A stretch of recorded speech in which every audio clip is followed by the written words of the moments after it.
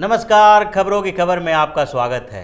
मध्य प्रदेश में 24 सीटों पर होने वाले उपचुनाव से पहले ही भारतीय जनता पार्टी ने बाजी मार ली है।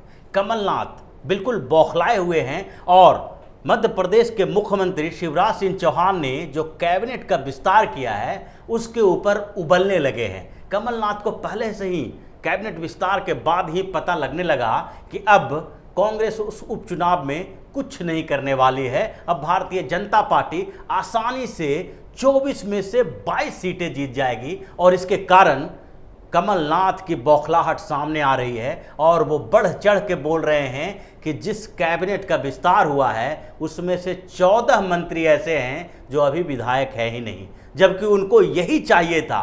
वो यही कोशिश कर रहे थे इतने दिनों से कि कैबिनेट का विस्तार हुआ नहीं, कि कांग्रेस के जो 22 विधायक पार्टी छोड़कर भारतीय जनता पार्टी के साथ गए हैं उसके अंदर बगावत शुरू हो जाएगा। सिंधिया खेमे के लोग बगावत करना शुरू कर देंगे और यही भारतीय जनता पार्टी की सबसे बड़ी हार होगी। और उपचुनाव में जो 24 सीटों पर उपचुनाव होना है उस समय तक ये बगावत तेज होती जाएगी। एक तरफ भारतीय जनता पार्टी के अंदर खेमेबाजी शुरू हो जाएगी और दूसरी तरफ जो कांग्रेसी विधायक भारतीय जनता पार्टी में शामिल हुए हैं जिन्हें चुनाव लड़ा जाना है उसके अंदर भी फूट पड़ जाएगी, जिसका फायदा कांग्रेस को मिलेगा। लेकिन हुआ ऐसा कुछ भी नहीं। कैबिनेट का विस्तार हुआ। सिंधिया के समर्थक जो विधायक थे जिन्होंने इस्तीफा दिया था कांग्रेस से और भारतीय जनता पार्टी में शामिल हुए थे, उनमें 14 लोगों को मंत्री बनाया गया। अभी 24 विधानसभा सीटों पर उपचुनाव होना है, उसमें से 14 ऐसे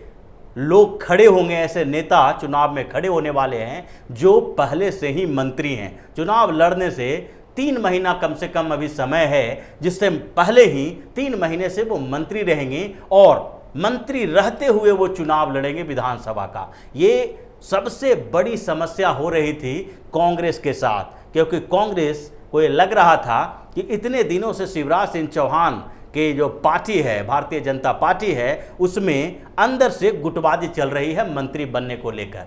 अब भारतीय जनता पार्टी की वहाँ सरकार बनी मध्य प्रदेश में, तो ये तय था कि पहले जितना भारतीय जनता पार्टी के विधायक जो मंत्री हुआ करते थे उनमें से कुछ को सैक्रिफाइस करना पड़ेगा। ये सामान्य सी बात थी, क्योंकि 22 विधायक कांग्रेस के जो थे उन्होंने इस्तीफा दिया था, जिसके कारण भारतीय जनता पार्टी की सरकार बनी थी। अब शिवराज सिंह चौहान को उन लोगों को भी मैनेज करना था जो सिंधिया के समर्थक थे और दूसरी तरफ भारतीय जनता पार्टी के नेताओं को भी मैनेज करना था जो मंत्री बनने की उम्मीद लगाए हुए थे।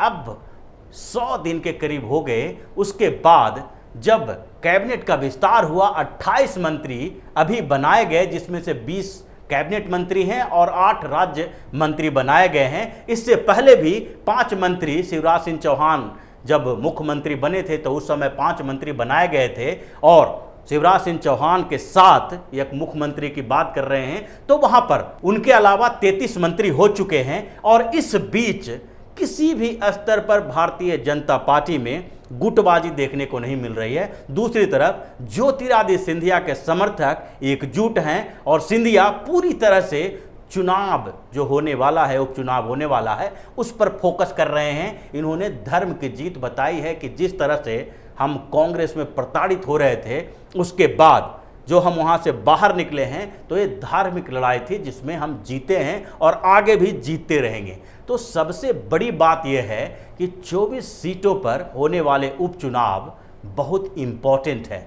उसका इम्पोर्टेंस इसी बात से लगाया जा सकता है कि इन 24 सीटों पर जिसकी 20 सीट के आसपास आ जाएगी उसकी सरकार बनेगी। कांग्रेस को लगभग अभी जो विधानसभा की स्थिति है उसमें 24 सीटें खाली है, 206 सीटें हैं विधानसभा की मध्य प्रदेश में। उसमें से भारतीय जनता पार्टी के पास 107 सीट है, जबकि कांग्रेस के पास 92 सीट है।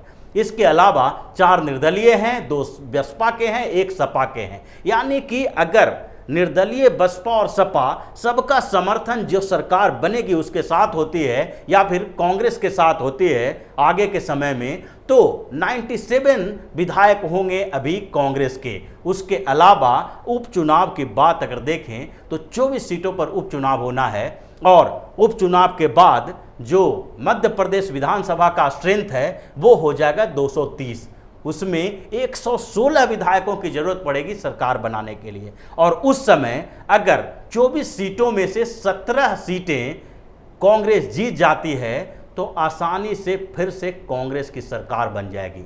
और कमलनाथ यही चाह रहे थे। कमलनाथ को लग रहा था कि अगर भारतीय जनता पार्टी के विधायकों को मंत्री नहीं बनाया जाता है या फिर सिंधिया के खेमे के ज़्यादा से ज़्यादा विधायकों को मंत्री नहीं बनाया जाता है तो कहीं न कहीं बगावत शुरू हो जाएगी और उस बगावत का फ़ायदा कांग्रेस को मिलने वाला है। और कांग्रेस उस बगावत का इस्तेमाल करके कुछ उन्हीं में से कुछ लोगों को टिकट देगी और उसके साथ साथ उपचुनाव में ज़्यादा से ज़्यादा सीटें जीतने की कोशिश करेगी, क्योंकि 22 सीटें जो खाली हुई है वो कांग्रेस ने पिछले चुनाव में जीत दर्ज की थी। लेकिन अब वहाँ पर स्थिति अलग हो गई है। वो सारे के सारे लोग अब भारतीय जनता पार्टी में हैं। 2 सीटें पहले से खाली हुई थी निधन के कारण, विधायकों के निधन के कारण, और ये पूरे 24 सीटों में सबसे ज़्यादा सीटें ग्वालियर और चंबल क्षेत्र के हैं। इसलिए अभी मंत्रालय में जो मंत्रिमंडल बनाए गए हैं उसमें भी उन क्षेत्र के विधायकों को ज़्यादा मौका दिया गया है। और भारतीय जनता पार्टी के जो नेता हैं शिवराज सिंह चौहान,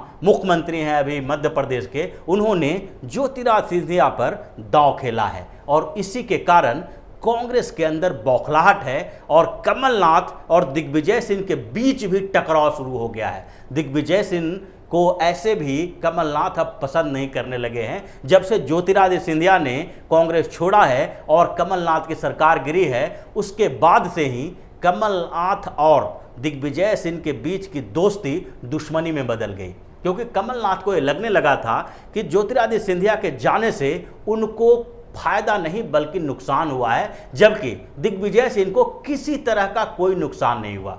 दिग्विजय सिंह ने सारी कॉन्स्पिरेसी राज्यसभा जाने के लिए किया था, क्योंकि उन्हें लग रहा था कि राज्यसभा का जो चुनाव होने वाला है उसमें दिग्विजय सिंह और ज्योतिरादित्य सिंधिया 2 बड़े दावेदार हैं। और दिग्विजय सिंह ये सोच रहे थे कि ज्योतिरादित्य सिंधिया अभी लोकसभा चुनाव हार चुके हैं, अगर उन्होंने राज्यसभा पर दावेदारी की तो वो युवा नेता हैं, उन्हें मुख्यमंत्री भी नहीं बनाया गया, यहाँ तक कि कांग्रेस का मध्य प्रदेश का अध्यक्ष भी नहीं बनाया गया है। तो ऐसे में हो सकता है कि किसी तरह से राज्यसभा की सीट उनके पाले में चले जाए और फिर दिग्विजय सिंह को कुछ हाथ नहीं आता। लेकिन उन्होंने इसके लिए कॉन्स्पिरेसी की और कमलनाथ को भी अपने साथ मिला लिया। लेकिन जब ज्योतिरादित्य सिंधिया ने कांग्रेस को बड़ा झटका दिया और उसके बाद कांग्रेस की सरकार गिर गई तो कमलनाथ को ये सारी चीज़ों की जानकारी मिली। उन्होंने ये अब तय कर लिया कि दिग्विजय सिंह अभी भी राज्यसभा सदस्य बन गए, लेकिन उनके जो मुख्यमंत्री की कुर्सी थी वो चली गई है और उसे वापस लेने का एकमात्र आधार जो है वो है उपचुनाव में बड़ी जीत दर्ज करना, क्योंकि 24 सीटों में से 17-18 सीटों पर अगर कांग्रेस की जीत होती है तो संभावनाएं ज़्यादा होगी सरकार बनाने की। अगर 20 सीटों पर जीत होती है तो इसका मतलब है कि वो कांग्रेस की आसानी से सरकार बन जाएगी। और इसी को आधार बना के अब कमलनाथ दिग्विजय सिंह को बिल्कुल दरकिनार करने की कोशिश में लग गए हैं। इसके लिए उन्होंने सबसे पहले मध्य प्रदेश कांग्रेस का जो संगठन है उस पर कब्जा करना शुरू किया है। इसके लिए उन्होंने जो वहाँ मध्य प्रदेश कांग्रेस के कोषाध्यक्ष हैं गोविंद गोयल, उनको पद से हटा दिया, संगठन में बदलाव किया। और ये कोषाध्यक्ष गोविंद गोयल हैं जो दिग्विजय सिंह के बहुत करीबी माने जाते थे, क्योंकि उपचुनाव होने वाला है और चुनाव में सबसे पहले जो जरूरत होगी वो फंडिंग की होगी, पैसे की होगी। और कमलनाथ ये चाहते नहीं हैं कि पैसे की जिम्मेदारी जिसके पास हो, जो पार्टी के लिए पैसा इकट्ठा करेगा, जो कोषाध्यक्ष होगा पार्टी का, उन पर किसी तरह से दिग्विजय सिंह का प्रभाव न हो, क्योंकि दिग्विजय सिंह का अगर प्रभाव होगा तो वो हस्तक्षेप करते रहेंगे और फिर से वो कोई कॉन्स्पिरेसी करने लगेंगे।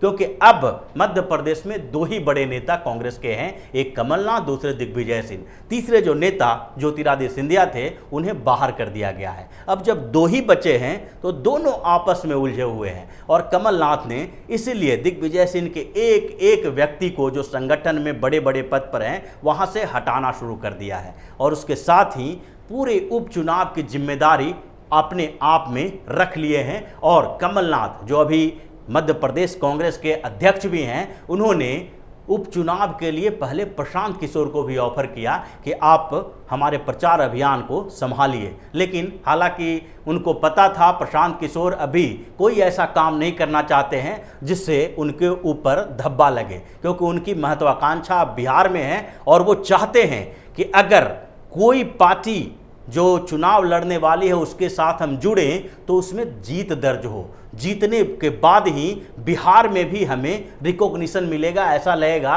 कि ये चुनावी स्ट्रेटजी बनाते हैं जिससे पार्टियों को जीत मिलती है। अभी किसी भी हारने वाले घोड़े पे वो दाव लगाना नहीं चाहते हैं। इसलिए एक तरफ तमिलनाडु में एम.के. स्टालिन की द्रमुक के साथ उन्होंने समझौता कर लिया, लेकिन न तो मध्य प्रदेश के उपचुनाव में उन्होंने ऑफर स्वीकार किया कांग्रेस का और न ही पंजाब में कैप्टन अमरिंदर सिंह का ऑफर स्वीकार किया। दोनों जगह उन्हें लगता है कि कांग्रेस की हार होने वाली है, तो इसलिए उन्होंने भी ऑफर स्वीकार नहीं किया। लेकिन इसके बावजूद कमलनाथ पूरी तरह से जुटे हुए हैं उपचुनाव पर कि किसी तरह से ये उपचुनाव में हम ठीक ठाक स्थिति में आए, तभी हमारी वापसी होगी, नहीं तो फिर उनका राजनीतिक भविष्य बिल्कुल खत्म हो जाएगा। और इसी को लेके कांग्रेस में एक गुटबाजी चल रही है मध्य प्रदेश के अंदर। दिग्विजय सिंह और कमलनाथ एक दूसरे से लड़ने भिड़ने के लिए तैयार बैठे हैं, और दूसरी ओर जो भारतीय जनता पार्टी ने दांव खेला है, इस बीच जो कैबिनेट विस्तार में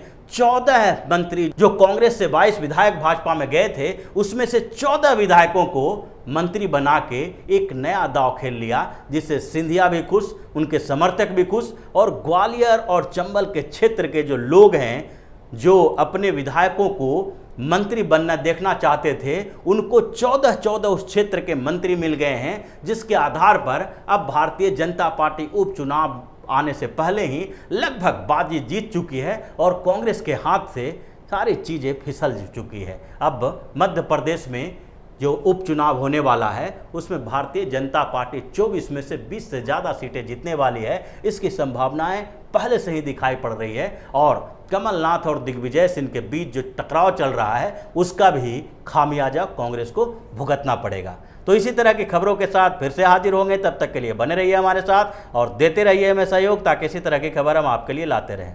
धन्यवाद।